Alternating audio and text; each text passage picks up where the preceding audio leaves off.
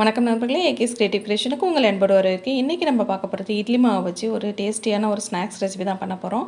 நம்ம டீ போடுற நேரத்தில் டக்குன்னு இந்த ஸ்நாக்ஸ் வந்து செஞ்சிடலாம். வீட்டில் இட்லி மாவு மட்டும் இருந்தால் போதும். வாங்க இப்போ எப்படி பண்ணுறதுன்னு சொல்லி பார்த்துடலாம். இப்போ அதுக்கு ஒரு பவுலில் 2 கப் அளவுக்கு இட்லி மாவு எடுத்துருக்கேன். உங்களுக்கு எந்த அளவுக்கு ஸ்நாக்ஸ் தேவைப்படுதோ அதுக்கேற்ற மாதிரி நீங்கள் மாவு எடுத்துக்கங்க.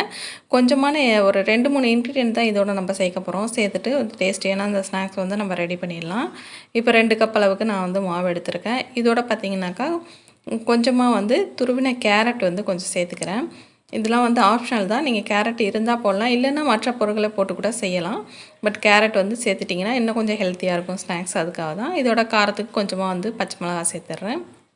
அதுக்கு முன்னாடி நம்ம சேனல் நீங்கள் இது வரைக்கும் சப்ஸ்கிரைப் பண்ணலன்னா கீழே இருக்க இடத்துல சப்ஸ்கிரைப் பட்டன் அமைக்கி சப்ஸ்கிரைப் பண்ணுங்கள். கூடவே பக்கத்தில் ஒரு பெல் சிம்பிள் வரும், அதையும் ப்ரெஸ் பண்ணிடுங்க. அதில் ஆளுங்கிற ஆப்ஷனையும் செலக்ட் பண்ணுங்கள். அப்போ தான் நம்ம சேனலில் எந்த வீடியோ போட்டாலும் உங்கள் மொபைலுக்கு நோட்டிஃபிகேஷனாக உடனே வரும். இப்போ இந்த பொருட்களோட நான் ஒரு 2 ஸ்பூன் அளவுக்கு பார்த்தீங்கன்னாக்கா கடல மாவு சேர்த்துக்கிறேங்க. கடல மாவு வந்து நீங்கள் இட்லி மாவு நான் எடுத்திருந்த அந்த 2 கப் அளவுக்கு ஒரு 2 ஸ்பூன் அளவுக்கு நான் கடல மாவு எடுத்திருக்கேன்.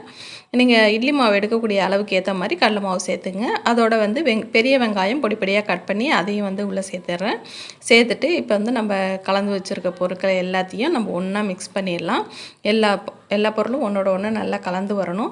பார்த்திங்கன்னா இதில் முக்கியமாக நான் உப்பு சேர்க்கவே இல்லை. ஏன்னாக்கா நம்ம இட்லி மாவில் ஆல்ரெடி வந்து உப்பு போட்டிருப்போம் இல்லைங்களா, அதனால் அந்த உப்பே வந்து எனக்கு கரெக்டாக இருந்துச்சு. அதனால் நான் வந்து உப்பு சேர்க்கலை.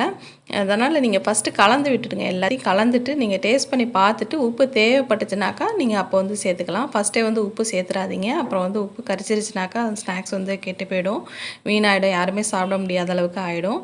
அதனால் நீங்கள் டேஸ்ட் பண்ணி பார்த்துட்டு அப்போ தேவைப்பட்டால் உப்பு சேர்த்துக்கலாம். இப்போ மாவு கலந்தாச்சு.